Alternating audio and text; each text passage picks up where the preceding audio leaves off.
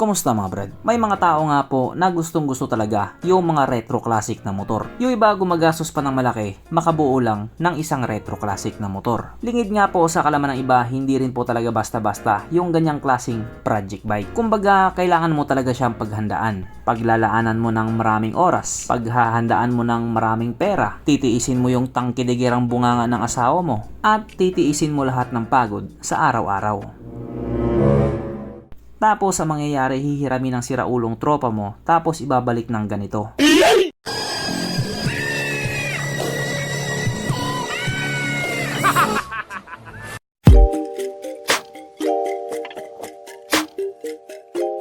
Pero syempre bago tayo magpatuloy, kung bago ka pa lamang napadpad dito sa aking walang kwentang channel, huwag ka na mag-subscribe. So yun na nga, usapang retro na naman. Yung ibang mga tao nga po walang ka-idea kung magkano yung ginagastos ng mga nagbubuo ng project bike or yung mga nagpa-project bike. Sa totoo lang mga brad, hindi talaga basta-basta. Sobrang madugo talaga. Ako nga dati, nagtry akong mag-Thai concept. Malaki na yung ginastos ko. Tapos yung kinalabasan, imbis na Thai concept, naging Tae concept. Kaya hindi talaga basta-basta. Malulungkot ka lang talaga.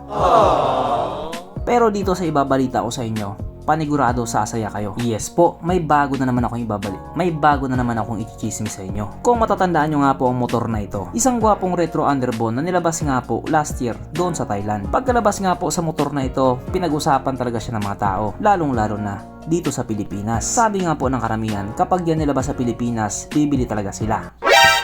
Yun ang sabi nila. Kasi kung atin nga pong titignan, hindi na po naglalabas ng mga retro classic si Honda dito sa Pilipinas. Kadalasan sa western country na lang or sa ibang bansa dito sa Asia. Kaya ang sabi nila, ito na yung tanging pag-asa kung sakaling ilabas ni Yamaha. At dito na nga po papasok yung sinasabi kong good news. Ayon nga po sa aking mga pinagkakatiwalaang sources, ilalabas na daw po siya dito sa Pilipinas. Pero hindi pa ngayong January. Hindi rin ngayong February, hindi rin ngayong March, mga second quarter daw ng 2024. Kaya kung sakaling ikaw target mo ang motor na ito, magantay ka na lang. Kaya dahil yan, pag-usapan na naman natin kung ano ba meron sa motor na ito at kung gaano nga ba talaga siya kaganda. So ito nga po ang Yamaha PG1 na mayroong 114 cubic centimeter engine displacement, 4-stroke single cylinder, single overhead cam with 2 valves, naka-electronic fuel injected, kaso lang ito po ay naka-air cooled pa din. Panis yan sa Honda Click 125. Ang kanyang operasyon ratio 9.3:1. Pagdating naman po sa kanyang power, ito pa ay mayroong 8.8 horsepower at 7,000 RPM, 9.5 Nm of torque at 5,500 RPM. Na ayon nga po sa mga taong nakagamit sa motor na ito daw po ay kayang tumakbo sa bilis ng 85 km per hour. Pero dahil ilalabas na nga siya sa Pilipinas, panigurado aabot ng 110 kph yan. Aba syempre, ibang usapan na kapag Pinoy na nakasampa.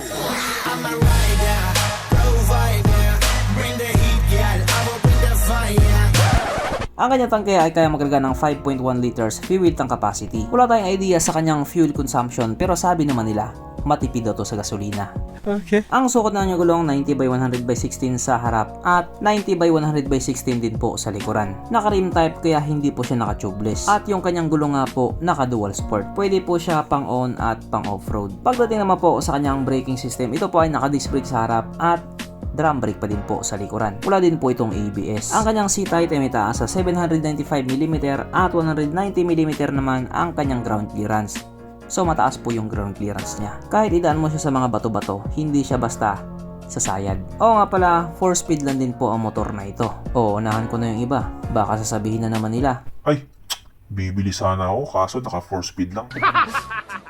mapunta naman po tayo sa iba pa niyang mga features. So ang mga ilaw nga po sa motor na ito, kitang-kita naman, naka-halogen pa din po siya. Classic na classic. Ang kanyang gauge panel, ito po ay naka-analog pa din. Classic na classic. Wala din po siyang keyless. Disusi pa din siya. Bukod nga po sa pogi niyang itsura, wala naman na talagang gaanong espesyal sa kanya. Pero dito, sigurado ako, espesyal to. Sapagkat nandito na nga po tayo sa exciting na part, ang kanyang mga suspension. So sa harapang bahagi nga po, ito ay ginamitan ng telescopic fork. At sa likuran naman, ito po ay gumagamit ng dual shock absorber. Na ayon nga po sa mga taong nakagamit sa motor na ito, maganda ang bounce.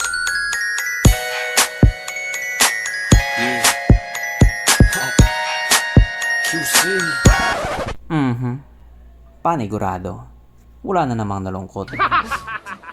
At dahil wala nga pong nalungkot, alamin na po natin kung present nga ba sa motor na ito yung tatlong pinaka-importanteng features. So, una na nga po dito ang kanyang lagayan ng istalyon at kitang-kita naman mga brad.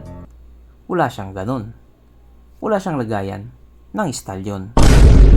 Pangalawa, wala din po siyang sabitan ng pulutan. At oras na nga po para sa ating Red Horse check ang pinaka-importanting feature sa isang motor. At ayon nga po sa aking masusing pag-aanalisa, ang motor na ito ay kaya magkarga ng isang kahong Red Horse.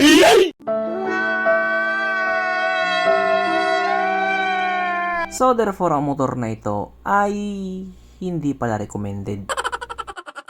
At regarding naman po sa kanyang presyo, ito nga po ay nagkakahalaga ng 64,900 Thai baht. Na kung i-convert nga po natin into Philippine peso, ito po ay papatak ng 102,000 pesos. Maaari yung iba sasabihin, ang mahal para sa isang 115cc na motor. Pero kasi tingnan nyo naman yung itsura niya. Isang retro underbone. May presyo po talaga yung ganyang klaseng itsura ng motor. Kaya pag dinala niya sa Pilipinas, panigurado may presyo talaga yan. Eto, bibigyan ko kayo ng idea. Yung Honda Click 160 doon sa Thailand ay may presyong 63,500 Thai baht. Na kung i-convert nga po natin sa Philippine peso, yun po ay papatak ng 100,000. Tapos yung presyo naman ng Honda Click 160 dito sa atin ay nagkakalaga ng 122,900 pesos. So doon na lang kayo kumuha ng idea kung magkano yung magiging presyo niya dito sa Pilipinas. Pero pwede pa din namang bumaba at pwede rin pong tumaas. So hanggang dito na lang muna mga brad. Kung may gustong sabihin or gustong idagdag doon sa mga sinabi ko, mag-comment ka na lamang sa baba. Okay, bye.